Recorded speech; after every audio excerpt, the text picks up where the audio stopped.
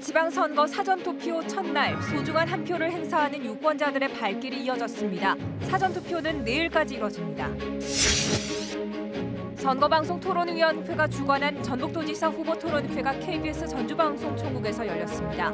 김관영, 조배숙 후보는 제3금융중심지 지정 무산 책임 등을 두고 공방을 벌였습니다. 모내기 철마다 남거나 모자란 모 때문에 농민들이 불편을 겪고 있습니다. 이런 농민들을 연결해주는 알선 사업이 호응을 얻고 있습니다.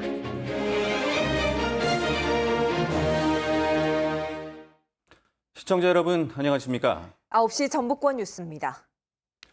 6일 지방선거 사전투표가 오늘부터 내일까지 이틀 동안 이루어집니다. 오늘 투표율은 13.31%인데 지난 대선 때보다는 차분한 분위기 속에 소중한 한 표 행사가 이어졌습니다. 이수진 기자가 취재했습니다. 우리 지역의 일꾼을 뽑는 6일 지방선거 사전투표 첫날. 이른 시각부터 투표소를 찾는 유권자들의 발길이 이어집니다. 저마다 신중하게 소중한 한 표를 행사했습니다. 일을 해야 돼서 일찍 와서 찍었습니다. 국민의 한 사람으로서 한 표를 행사를 해야. 와이프 출산해서 빨리 하고 투표날은 와이프를 같이 있어주려고. 송화진 도지사와 여야 정당의 선대위원장들도 사전투표소를 찾아 투표 행렬에 동참했습니다. 도지사 후보들에 이어 교육감 후보 등도 잇따라 투표를 마쳤습니다. 지역을 위해서 일할 유능한 인재들을 민주당 후보들이 많이 있습니다. 꼭 지원해 주시고 지지해 주시기를 부탁드리겠습니다. 이번에도 사전투표율은 좀 높으리라고 생각을 합니다. 네. 그래서 아무튼 저희들도 거기에 대비하고 있습니다. 끝까지 최선을 다하겠습니다. 지난 대선 때는 사전투표소에 긴 줄이 생길 정도로 유권자가 몰리기도 했었지만 이번 지방선거에선 긴 기다림 없이 비교적 바로 투표할 수 있었습니다. 지역을 위해 일할 일꾼을 뽑는 선거니만큼 듬직한 일꾼이 뽑히길 바라는 마음은 한결같았습니다. 공정한 선거가 됐으면 너무 좋겠습니다. 아무튼 좋은 사람이 당선이 돼서 전라북도를 잘 이끌어 나갔으면 좋겠습니다. 지방선거 사전투표는 토요일인 내일 오전 6시부터 오후 6시까지 사는 곳과 관계없이 전국 사전투표소에서 진행됩니다. 코로나19에 확진돼 격리 중인 유권자는 내일 오후 6시 반부터 8시까지, 선거 당일에는 오후 6시 반부터 7시 반까지 투표할 수 있습니다. KBS 뉴스 이수진입니다. 전북도지사 후보 법정토론회가 어젯밤 KBS 전주방송총국에서 열렸습니다. 제3금융중심지 지정 무산과 관련해 김관영, 조배숙 두 후보는 서로의 책임을 따져 물었습니다. 안태성 기자가 정리했습니다. 사전투표를 하루 앞두고 열린 마지막 법정 토론. 조배숙 후보는 김관영 후보가 국회의원 시절 예산이 얼마 안 되는 군산 고속시외버스터미널 현대화 사업 약속조차 지키지 못했다며 과연 도지사 공약을 제대로 지킬 수 있겠느냐고 몰아붙였습니다.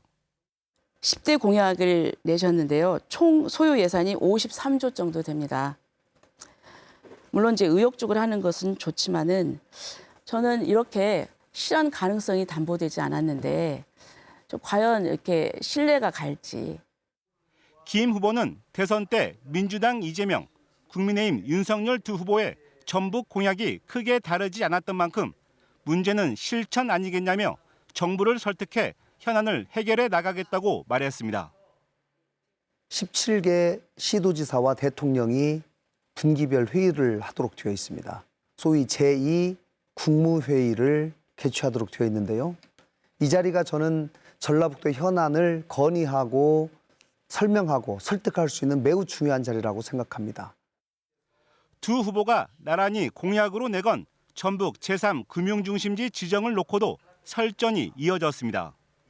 김 후보는 국민의힘이 발목을 잡고 있다고 목소리를 높였고 윤핵관의 소위 핵심이라고 일컬어지고 있는 장제원 의원이 산업은행을 부산으로 이전하자 이렇게 얘기하더니 이번에는 산업은행에 의해서 수출입은행까지도 와야 된다. 박형준 부산시장이 또 주장하고 있어요. 조 후보는 그동안 민주당은 뭐 했냐며 맞받아쳤습니다. 지금 민주당이 거의 180석인데요. 네. 그 부분에 대해서 왜 문재인 대통령 시절에 그때 2년 동안에는 왜 그것을 못했는지 아니 그러니까 저는 그게 좀 이해가 안 됩니다. 이제 광역시 중심으로 이뤄지고 있는 초광역 협력 논의에 어떻게 대응할지에 대해선 큰 틀에서 방향을 같이 했습니다. 완주전주 통합 문제가 하나 있고요. 또 새만금 문제, 군산, 김제, 부안에 또 메가시티 문제가 있습니다. 또 이 두 개를 뛰어넘어서 전라북도 전체를 놓고 보는 특별자치도 문제가 있습니다. 저는 이 세 가지 문제가 동시에 추진되어야 한다고 생각하고요. 전북은 광주, 전남에 묶여서 사실상 불이익을 받아왔고 거기에 대한 도민들의 불만이 많습니다. 이번 기회에 이것을 탈피해서 독자적으로 새만금 플러스 전북 특별자치도를 만들어야 된다고 생각을 합니다. 여야 간 이견을 보이고 있는 차별금지법 제정과 관련해 조 후보는 위헌적 요소가 있다고 주장했고 김 후보도 신중하게 처리돼야 한다는 입장을 밝혔습니다.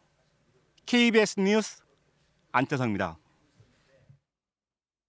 전북선거관리위원회가 최근 법원으로부터 이재명 명칭 사용 금지 통보를 받은 김윤태 전북교육감 후보를 검찰에 고발했습니다. 선관위는 지방교육자치법에 따라 교육감 후보자는 특정 정당을 지지하거나 지지받고 있음을 표방해서는 안 되는데 김 후보가 이를 어겼다고 밝혔습니다.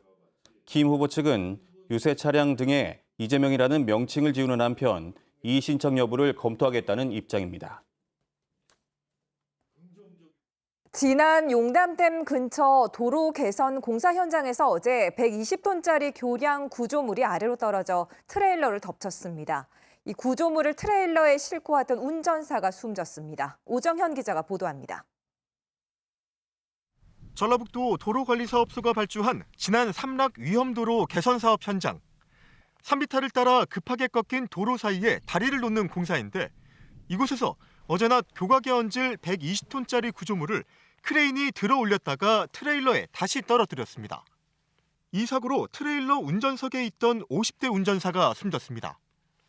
차량을 빨리 빠져나갈 수 있도록 유도를 한번 해주고 돌려서 선에서 나오는 과정에 진량물을 뜨고 있는 상태에서 와이어가 풀려가지고 숨진 운전사는 이 현장에서 처음 일한 날 참변을 당한 것으로 확인됐습니다.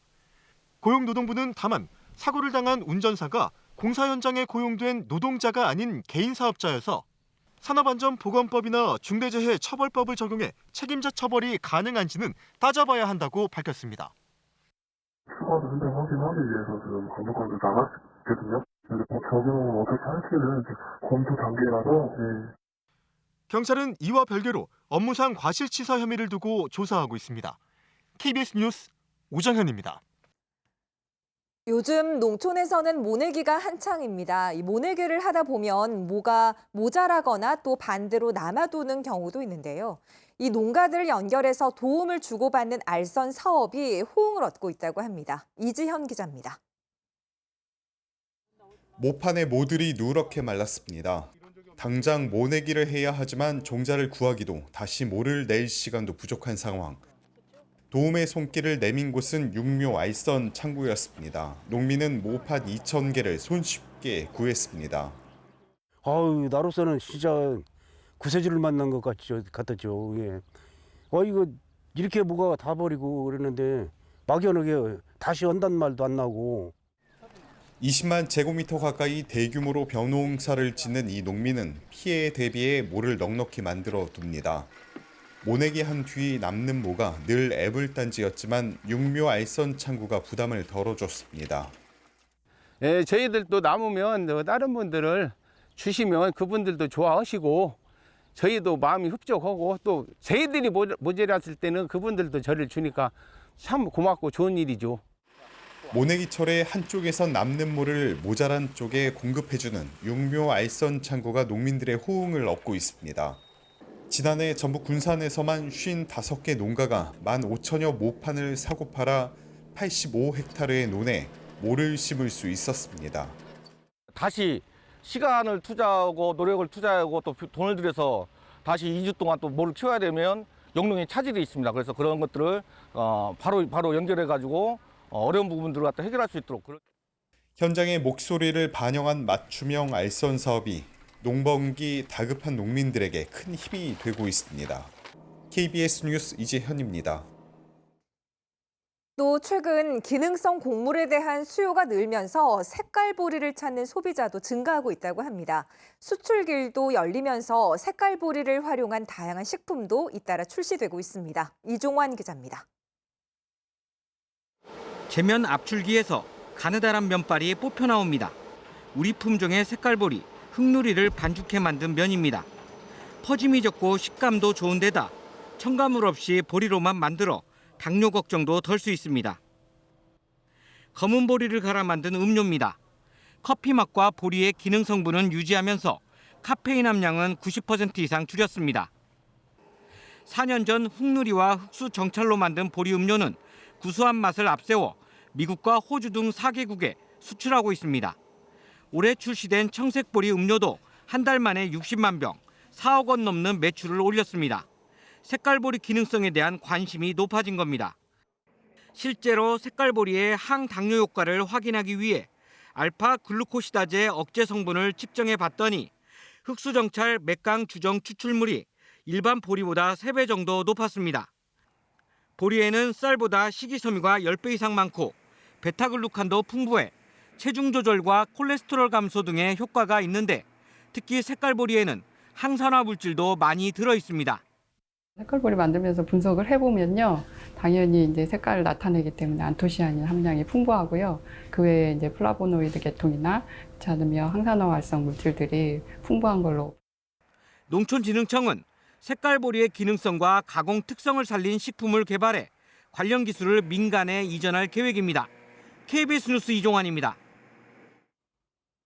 서거석 전북교육감 후보는 현재 전주시에서 8년째 시행하는 엄마의 밥상 정책을 모든 시군으로 확대하겠다고 공약했습니다.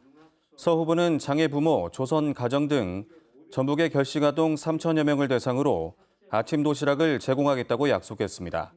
도시락 전달 과정에 대한 정확한 실태 파악을 거쳐 아침 등교를 돕고 주기적으로 책과 학습 도구도 지원하겠다고 덧붙였습니다. 천호성 전북교육감 후보가 방과 후 학교 강사의 고용 불안 해소를 위해 제도적 장치를 마련하겠다고 밝혔습니다. 천 후보는 관련 지침을 개정해 강사 계약과 공모 절차의 문제를 개선하고 국가 재난이나 학교 사정 등으로 방과 후 학교를 운영하지 않을 때에는 책정된 강사료의 70% 이상을 보전하겠다고 약속했습니다. 방과 후 강사료가 17년째 동결된 만큼 현실에 맞게 강사료를 인상하겠다고 덧붙였습니다.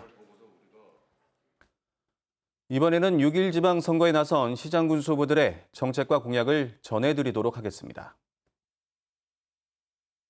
민주당 권익현 부안군수 후보는 가뭄 취약 지역에 양수장을 설치하는 등 밭작물 가뭄 대책을 마련하겠다고 약속했습니다.